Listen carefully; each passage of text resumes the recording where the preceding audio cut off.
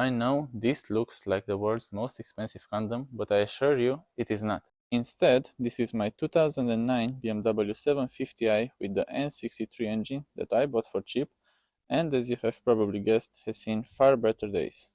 But not to worry, because our plans with this car are to bring it back into running state and then, why not, even better than the day it came out from the factory. To do so, firstly we need to take off the engine. Pretty easy, right? Let's see how well we can manage that. Let's kick it off with most likely the easiest part of this engine removal and take off the under panels.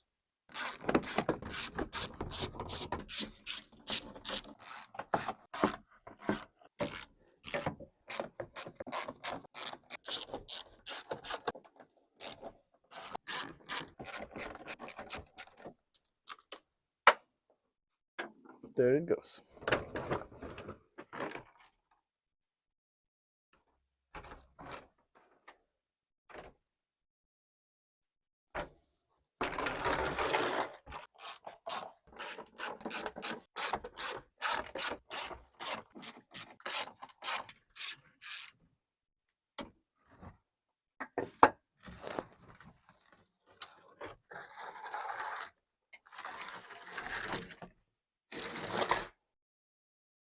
Damn, a BMW with a broken engine and now oil leaks?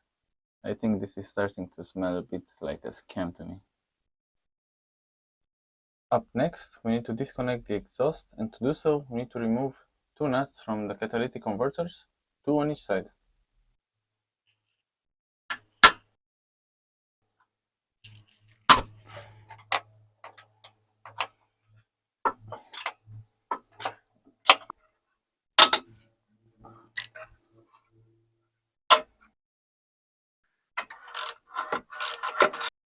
And now copy paste onto the other side, where I would love to tell you that things went as easily as they did here, but as you can see, this is far from the truth. Some more shields.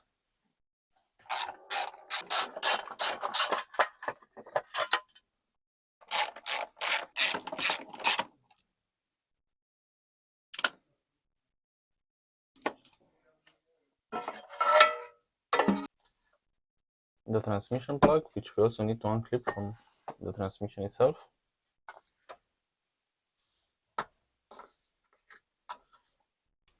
The crankshaft position sensor.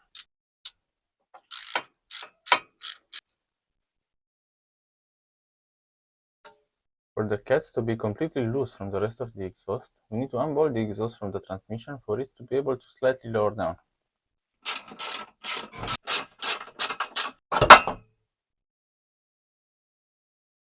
Perfect. Now the transmission oil cooling lines.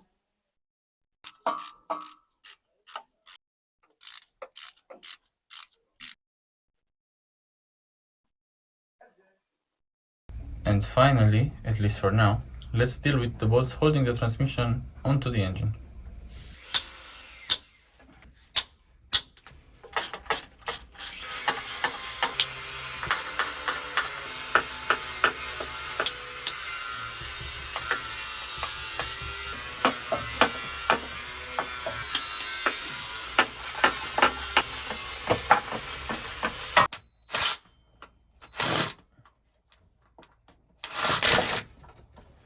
Now that we are done with most of the work from underneath the car, let's get back up on top and continue from there. We'll start off by taking off the engine duty cover, the side covers, which are only being held down with these plastic clips.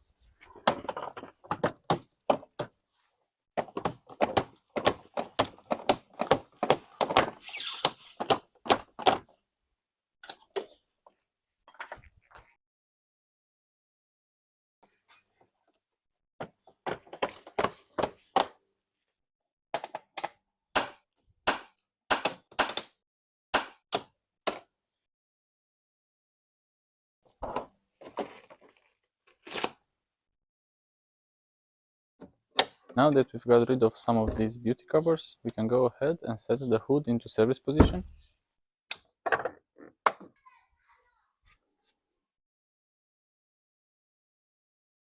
To now finally be able to remove the rest million of beauty covers.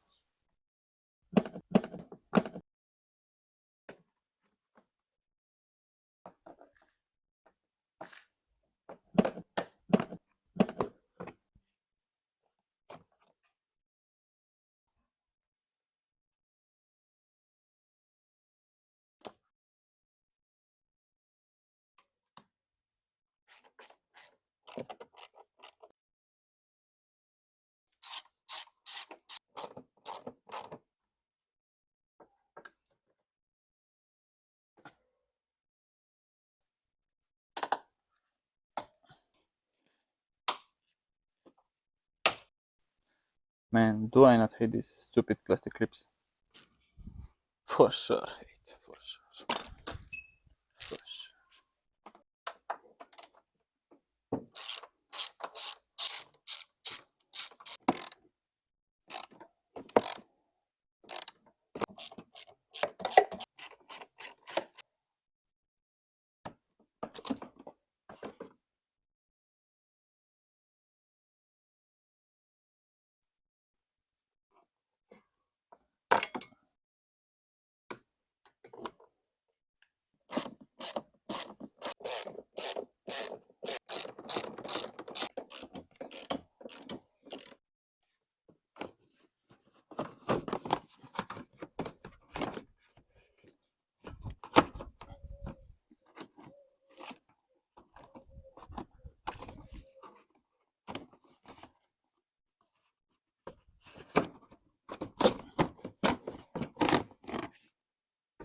The air filtrations?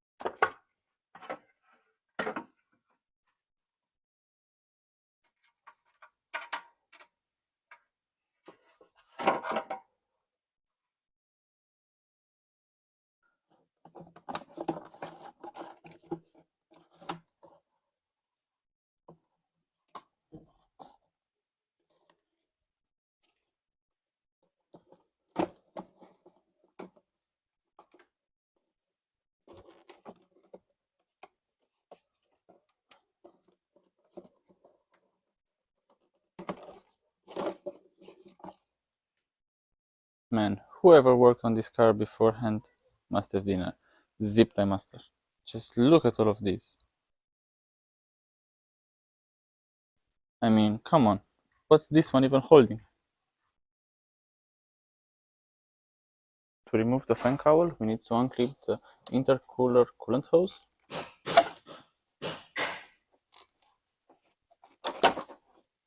Need to cut this stupid wire from the headlights.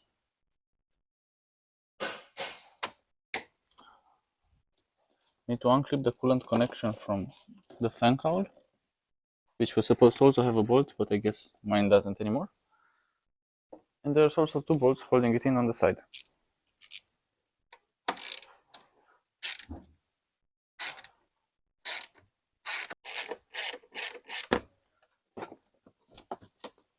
And don't forget about the plug.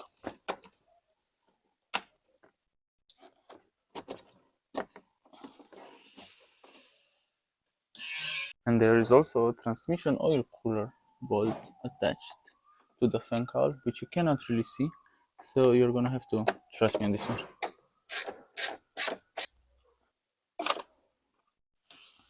Here it is. Now the transmission oil cooler should just lift upwards and detach from the fan cowl, and the fan cowl should really be free. There are also these two plastic clips on the side which keep it tucked in, and it should now lift up.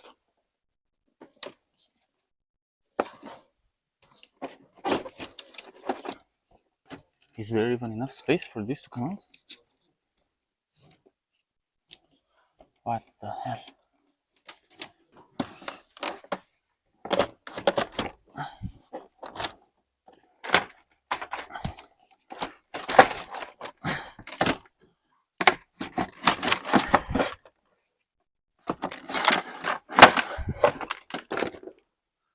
What the? So at this point, I'm pretty sure that the radiator should not be able to move this much, this freely, without having any bolts.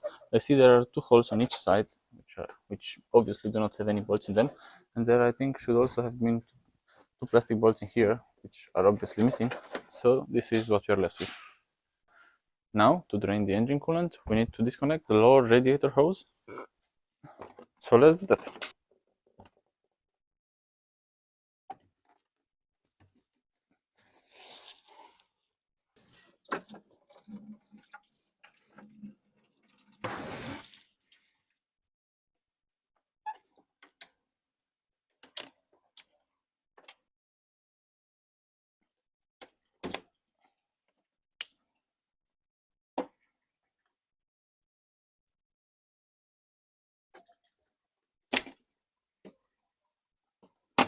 The auxiliary water pump plug,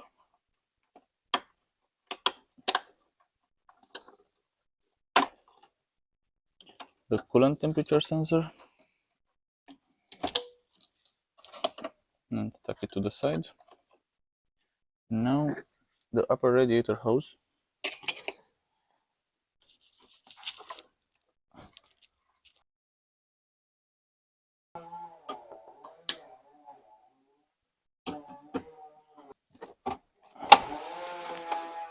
These two AC lines.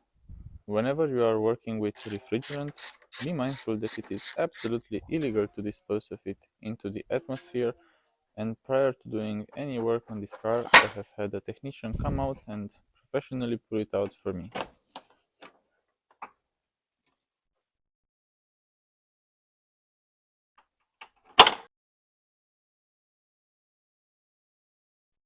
We also need to disconnect the auxiliary coolant hoses, and for that we need to drain the coolant.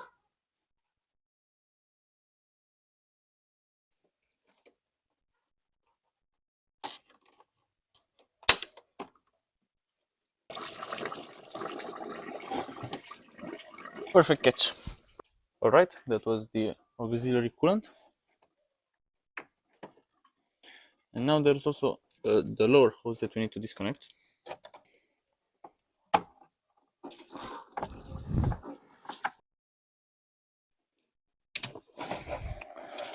Whew.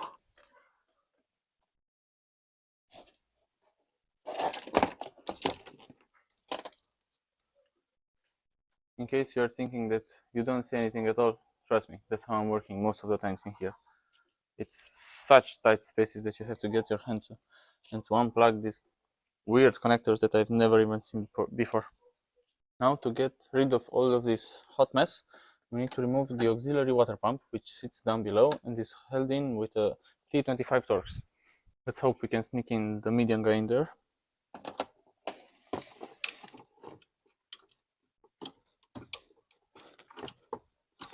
You've guessed it, you can't.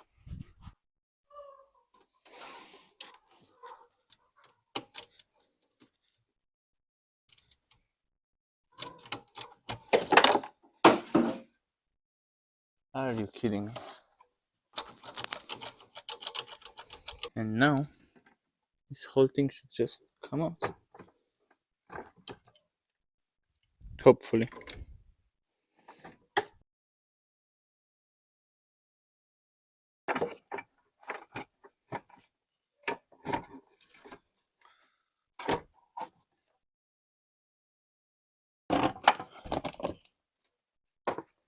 Here is the auxiliary water pump and the bracket. Coming from the N47 world, I can tell you this much. The space is just so tight, and half the time you can't even see what you are unbolting. It's just ridiculous. Alright, at this point I'm pretty sure that one, you've set in more of this engine bay than I have, and two, this radiator is pretty ready to come out. So we need to just remove this shroud that's surrounding it, and then take it out. To remove the radiator shroud, we need to get behind this other disintegrating shroud, which hides the bolt.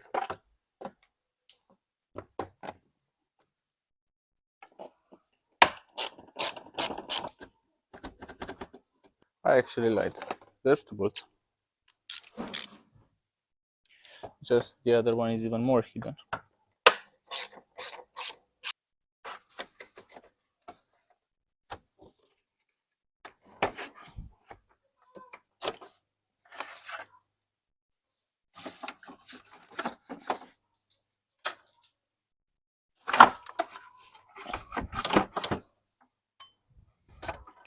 Come out, man.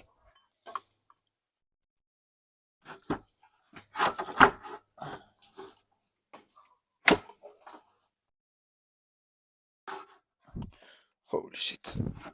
Space is so tight. Finally.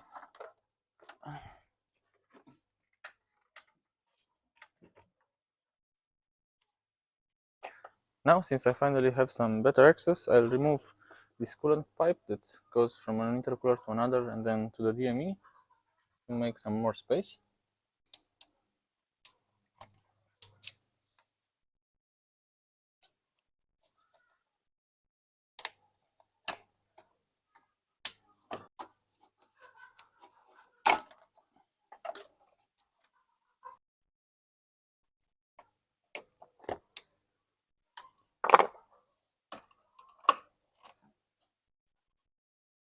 Next order of business is to remove the coolant reservoir, which still has a hose attached to the bottom.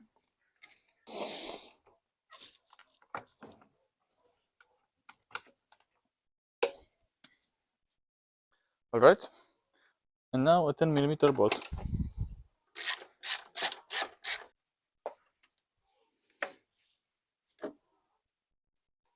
I see. These two are tied together. So we also need to undo the power steering fluid reservoir. Fair enough. The two reservoirs are tied together with a T25 Torx,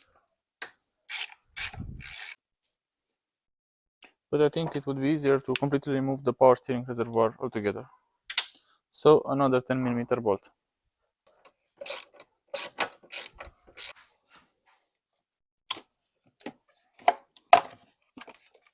Okay, and don't forget about the sensor at the bottom. Now, since we are already on this side, let's quickly take care of these two connections, one of which I believe is the vacuum for the brake booster.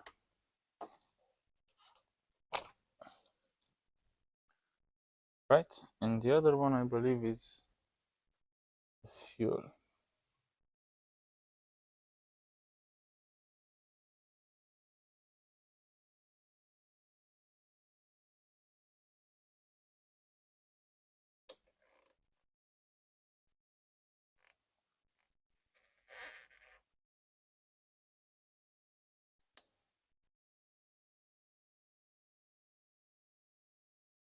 and also this vacuum pipe, I believe.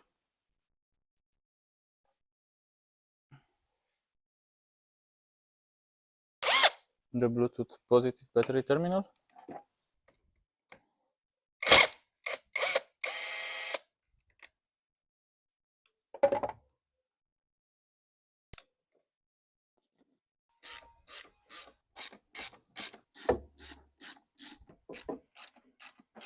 Now that there are less things to deal with, we can finally tackle the engine wiring harness, which is stored in two places. We just have to track all of the wires and make sure to unplug all of them evenly and be cautious not to pull too hard on any wire.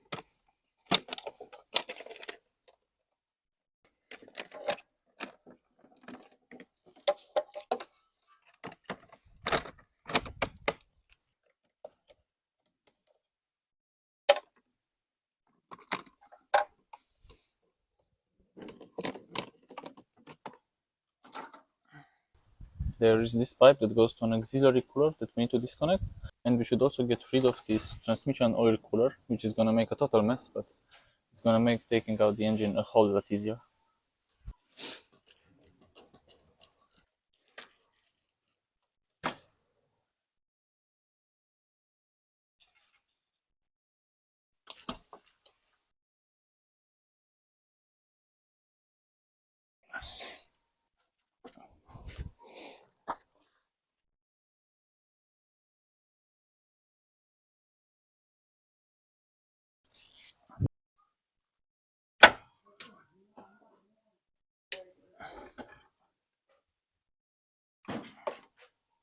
Let's now finally deal with the hydraulic fluid. We'll kick it off by pumping the old fluid out of the reservoir and then removing the reservoir altogether.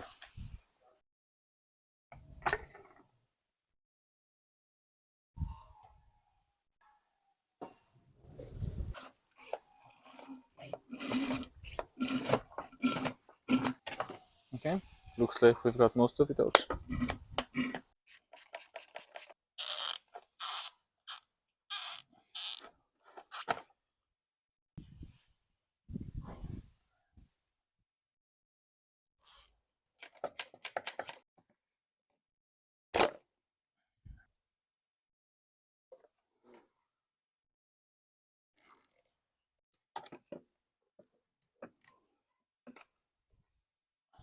Now that we've got the power steering reservoir out, it's time to finally take out what is hopefully the last coolant hose of this engine.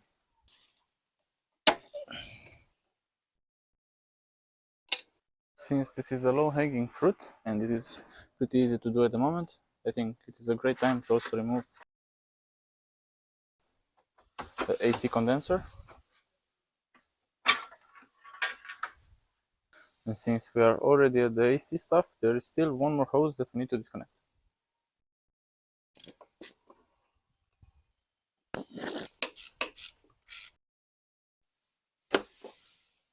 One of these stays with the car and one leads with the engine.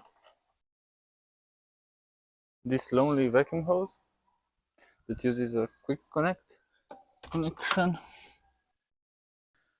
Now we're gonna focus our attention down below once again because one, a lot of the things on this car are only visible once you remove half of the parts it has. And two, there is that little bolt right there that we need to disconnect for the oil cooler lines, and we also need to disconnect them from the oil filter housing. Whoever invented this bolt should be sent straight to prison.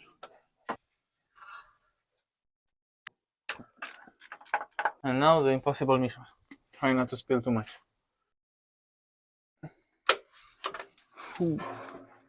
Stop dripping. Come on. Alright. Now, do you remember how in the first part of the video I mentioned that the engine was seized? With this car having an automatic transmission, removing the engine would be that much harder because you have to undo the torque converter bolts, which you can only access through a small hole in either the gearbox or the engine. In this case, it's the gearbox. To fully be able to remove all of the bolts, you would need to rotate the engine to get a hold of each one of them. So, with our engine being seized, you quickly realize how this has become a bit of a problem. However, lo and behold, it appears that our engine is in fact still spinning. It requires a little bit more leverage and force than it normally should, but it does the job. With this method, I was able to spin the engine and remove all of the torque converter bolts so that it stays in place on the automatic transmission, and removing the engine is a little bit easier. And after a little bit of struggle, as you have probably seen, the engine is now finally out of the car and is comfortably sitting on a tire. What I could not show you while the engine was still in the car is how I removed the two bolts for the engine mounts, which go right here, because the space was so tight that I could only fit in the wrench and not even another hand. Alright, so with this being said, I believe this has already been a long enough video since it has taken me a couple of weeks just to be able to take it out from the car. And now, from the next ones, we are going to start dismantling it and seeing what exactly caused the failure. Until next time, stay tuned and ciao!